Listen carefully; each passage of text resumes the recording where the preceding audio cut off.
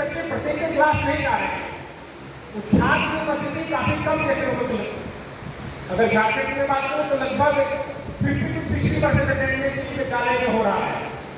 तो छात्र उपस्थिति को बढ़ाने के लिए भी कम्युनिटी पार्टिसिपेशन का, समुदाय की सहभागिता का होना ज्यादा जरूरी है। अगर हम लोग, क्योंकि आप सभी जानते हैं कि बच्चे जब विद्यालय में जाते हैं तो हम लोग अलग अलग माध्यम से, यूगाइड कोड के माध्यम से, एसडीएमआईएस के माध्यम से, स्टूडेंट अटेंडेंस के माध्यम से, तमाम तरह के अलग अलग स्कीम के माध्यम से हम लोग प्रत्येक दिन बच्चों का अटेंडेंस भी ट्रैक करते हैं, राज्य लेवल से, जिला लेवल से। तो ये देखा जा रहा है कि प्रत्येक दिन बच्चों का विद्यालय में जो जाना हो रहा है वो धीरे धीरे कम हो रहा है। उसको इंश्योर करने के लिए भी कम्युनिटी पार्टिसिपेशन का होना जरूरी है। माता पिता, समुदाय इत्यादि का जुड़ाव अगर बच्चों के साथ और स्कूल के साथ हो पाएगा तो हम लोग एक हेल्थी वातावरण डेवलप कर पाएंगे और बच्चों का सीखने का अधिगम स्तर डेवलप कर पाएंगे। अगर हम लोग दीर्घकालीन सतत व्यवस्था, लॉन्ग टर्म की बात करें, तो अगर हम लोग दीर्घकालीन सतत व्यवस्था की बात करें तो उसमें भी अगर कम्युनिटी पार्टिसिपेशन, समुदाय पार्टिसिपेशन अच्छा होगा तो हम लोग बच्चों के अधिगम स्तर को अच्छा कर सकते हैं।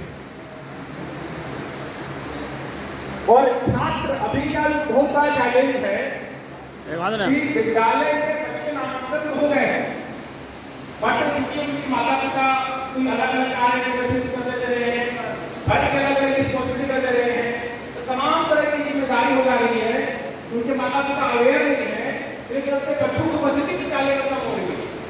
तो हम लोग जितना भी सरकार की स्कीम चल रही है बच्चों के लिए, अगर विद्यालय से बच्चे उपस्थित होंगे नहीं तो फिर हम लोग किसको सिखाएंगे, किसको बताएंगे?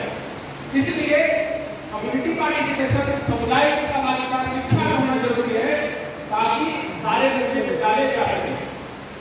दूसरे साइड में लोग आते हैं, शिक्षा जरूरी है, तो शिक्षा जरूरी है, शिक्षा के माध्यम से ही हम लोगों का ज्ञान, कौशल, तकनीक, जानकारी प्राप्त करते हैं।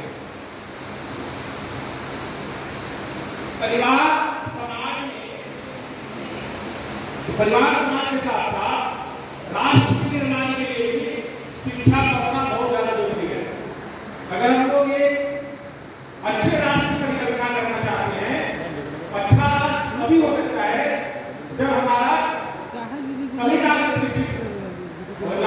हर 100 आदमी में से लगभग 60 आदमी ही शिक्षित हैं।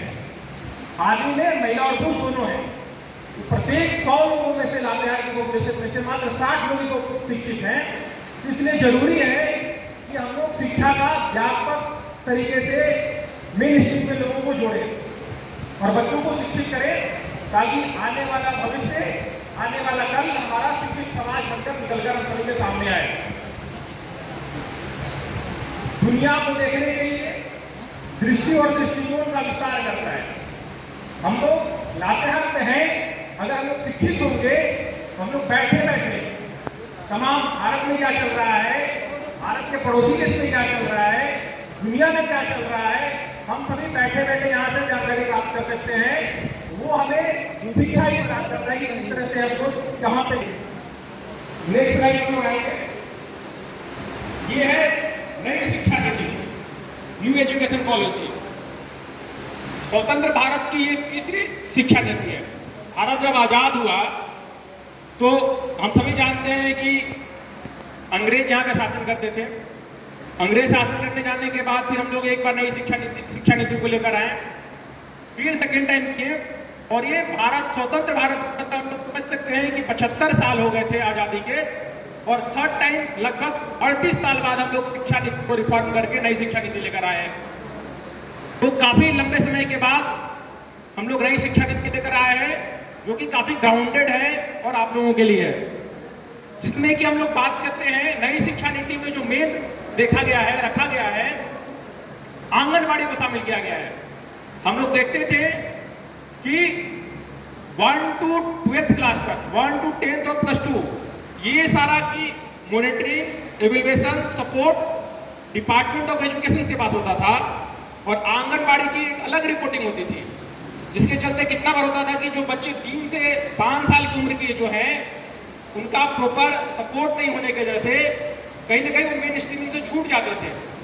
नई शिक्षा नीति में आंगनबाड़ी को भी मेन स्ट्रीमिंग से शामिल कर दिया गया है। मतलब आने वाले समय में अब प्ले स्कूल, जिसको हम लोग जानते हैं कि छोटे बच्चे, मतलब 3 साल के बाद अब बच्चों का नामांकन सरकारी विद्यालय में करा सकते हैं। तो ये मेन जो मुख्य रूप से जोड़ा गया है न्यू एजुकेशन पॉलिसी में कि हम लोग आंगनबाड़ी से ही बच्चों को मेन स्ट्रीमिंग में जोड़ रहे हैं, स्कूल एजुकेशन में जोड़ रहे हैं। और बच्चे 3 साल से ही, जहाँ पे हम लोग प्ले स्कूल को जो बोलते हैं, जहाँ बच्चे टीएलएम के माध्यम से, पाला के माध्यम से, खेल के माध्यम से बच्चे सीखते हैं, तो वो सुविधाएं भी हमारे सरकारी विद्यालय में होंगी और वहाँ हमारे बच्चे वहाँ से ही मेन स्ट्रीम में जुड़कर शिक्षा प्राप्त कर सकते हैं। स्कूल शिक्षा, उच्चतर शिक्षा, शिक्षक विधि नीतियों का क्रियान्वयन को भी न्यू एजुकेशन पॉलिसी 2020 नई शिक्षा नीति 2020 में जोड़ा गया है। संपूर्ण बाल विकास को प्राप्त करने के लिए पाठ्यचर्या एवं शिक्षक विधियों में बदलाव किया जाएगा। पहले देख रहे होंगे कि जो कि आज के परिवेश में है, हालांकि 1992 में नई शिक्षा नीति जो थी उसको रिफॉर्म किया गया था, पूरा नहीं लाया गया था, कुछ पॉइंटर पे चेंज किए गए थे। नई शिक्षा नीति जो है 29 जुलाई 2020 से भारत के सभी राज्यों और केंद्र शासित प्रदेश में लागू कर दिया गया है। तो अभी हम लोग अब का जो पढ़ाई होगा 29 जुलाई 2020 के बाद से नई शिक्षा नीति के अंतर्गत ही हमारे विद्यालय संचालित किए जा रहे हैं और उसी के तहत हमारे बच्चों की पढ़ाई भी की जाएगी। जिस तरह से हम बात कर रहे थे कि पुरानी शिक्षा नीति में जो 10th प्लस 2 की बात की जा रही थी, मतलब 1 क्लास से लेकर 10 क्लास तक इधर पढ़े और फिर उच्च शिक्षा के लिए प्लस 2 में चले जाएं, अब उस ढांचे को भी थोड़ा बदल दिया गया है। अब ढांचे को जो बदल दिया गया है, 10 प्लस 2 के जगह पे 5 प्लस 3 प्लस 3 प्लस 4 कर दिया गया है। अब 5 प्लस 3 प्लस 3 प्लस 4 को हम थोड़ा समझते हैं, तो 5 जो है वो आंगनबाड़ी को भी ऐड कर दिया गया है। तो बच्चे जो प्ले स्कूल से थे, तो ये देख पा रहे होंगे कि इधर में मौजूदा ढांचा है, जो पहले जो ढांचा था देख पा रहे होंगे कि ये पुराना ढांचा है, मौजूदा ढांचा है, जो हम लोग 10th प्लस 2 की बात करते थे।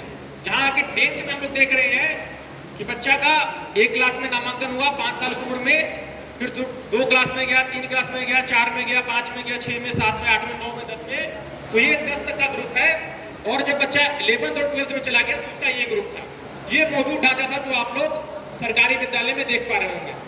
यहाँ पे ये आंगनबाड़ी अलग से रखा गया था, जो कि स्कूली शिक्षा एवं साक्षरता विभाग के साथ साथ समाज कल्याण विभाग भी इसकी मॉनिटरिंग और सपोर्ट करते थे।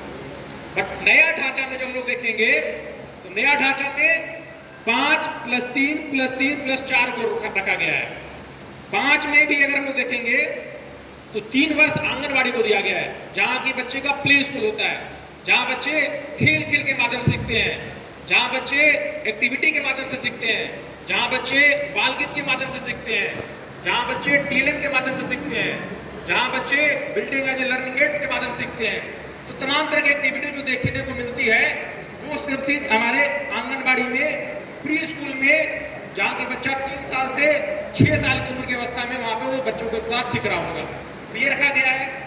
यहाँ पे 3 वर्ष रखा गया है जहाँ की बच्चा पहले दूसरी तक में जा सके, सॉरी 2 वर्ष यहाँ रखा गया है जहाँ की बच्चा पहली और दूसरी क्लास तक जा सके, जबकि बच्चा का उम्र 6 से 8 वर्ष होगा। तो बच्चा 3 साल से लेकर 8 वर्ष तक ये 5 वाला बेंच में बच्चा पढ़ाई कर रहा होगा। उसके बाद सेकेंड पार्टिसिपेशन जो है 3 वर्ष का रखा गया है, जहाँ की बच्चे 3 क्लास से लेकर 6 क्लास तक पढ़ रहे होंगे। तो ये रखा गया है। दूसरा फिर इधर आपका रखा गया है जहाँ पे 6 से 8 तक पढ़ रहे होंगे और 9th to 12th को एक बेंच में रखा गया है। तो अब जो इस तरह से मॉनिटरिंग होगी और हम लोग को जो देखना होगा वो हमारा स्कूल इस नए पैरामीटर पे होंगे, नए प्रारूप में होंगे, जहाँ पे कि हम लोग स्कूल में जाकर देखना है और सपोर्ट करना है। इसी के बारे में इधर बात की गई है कि नए ढांचे में 5+3+3+4 में आंगनबाड़ी प्री स्कूल में 3 वर्ष से जाएंगे, जबकि 12 साल स्कूल में मौजूद ढांचे आंगनबाड़ी प्री स्कूल में 2 वर्ष और 12 साल स्कूल में जा रहे हैं। तो इस तरह से मल्टी ग्रेड स्किल की बात की गई है। विषयों के चयन और लचीलापन पे काफी जोर दिया गया है। पहले का जो शिक्षा नीति थी हायर एजुकेशन में और मिडिल एजुकेशन में भी, अगर मान लीजिए मुझे साइंस में इंटरेस्ट है, मुझे मान लीजिए फिजिक्स पढ़ना है, फिजिक्स के साथ ऑप्शनल में केमिस्ट्री और बायोलॉजी रख सकते थे, मतलब साइंस वाले सब्जेक्ट रख सकते थे। बट अभी नई एजुकेशन पॉलिसी में थोड़ा उसको रिफॉर्म कर दिया गया है और अब जो सब्जेक्ट मुझे पढ़ना है, 5 सब्जेक्ट पढ़ना है, तो मुझे 5 मेरे अनुसार मैं चूज कर सकता हूँ कि मुझे कौन पढ़ना है। हो सकता है कि मैं एक सब्जेक्ट साइंस का रखूँ, दूसरा सब्जेक्ट आर्ट्स का रखूँ, तीसरा सब्जेक्ट कॉमर्स का रखूँ। अगर मुझे लगता है कि उस तरह से मुझे पढ़ाई करनी है, वो भी अपॉर्चुनिटी अब नई शिक्षा नीति में लाई गई है, वो भी अपॉर्चुनिटी नई शिक्षा नीति में दी गई है। तो अगर कोई बच्चा फिजिक्स ऑनर्स के साथ साथ हिस्ट्री, ज्योग्राफी और अकाउंट्स में रखना चाहता है, वो भी अपॉर्चुनिटी नई शिक्षा नीति में लाई गई है और उसको हम लोग कर सकते हैं। इस तरह से तमाम तरह की बातें नई शिक्षा नीति में रखी गई है। नेक्स्ट स्लाइड पे चलेंगे प्लीज। तो अब उन्नति है वो दिन प्रतिदिन कम देखने को मिल रही है, कम होता चला जा रहा है। छात्र सरकारी विद्यालय में नामांकन तो करा रहे हैं, बट दिल्ली विद्यालय नहीं जा रहे हैं। तो सबसे पहले हम लोग की रिस्पॉन्सिबिलिटी वही है कि किस तरह से प्रत्येक बच्चा प्रत्येक दिन सरकारी विद्यालय में जा पाए। तो इसके लिए हम लोग सरकार के द्वारा बहुत सारे स्कीम भी चला रहे हैं, प्रयास कार्यक्रम चला रहा है, जिसमें कि प्रत्येक दिन में प्रत्येक बच्चों को विद्यालय जाना है। एक और नया रूल भी लागू हो गया है सरकार के द्वारा कि अगर कोई बच्चा 30 दिन तक विद्यालय नहीं जाता है तो फिर उसकी रिपोर्टिंग जिला के ब्लॉक में की जाएगी, ब्लॉक से जिला में किया जाएगा और फिर उन बच्चों पे हम लोग अलग तरह से प्रोग्राम को देखेंगे। उसको हम लोग आगे डिटेल में डिस्कशन करेंगे कि वो स्कीम्स क्या है और कैसे जीरो ड्रॉप आउट सर्टिफिकेट हर एक पंचायत को मिलने वाला है, वो भी हम लोग आगे बात करने वाले हैं। दूसरा चीज है कि अभी भी हम सभी घर में बैठे हुए थे, तो कहीं ना कहीं हम सभी का मानना है कि कोरोना के टाइम में बच्चों का सीखने का स्तर में गैप हुआ है। बच्चे थोड़े से जो चीजें सीख गए थे, जो सीखे हुए थे, जो जान रहे थे, वो भी थोड़ा भूल गए हैं।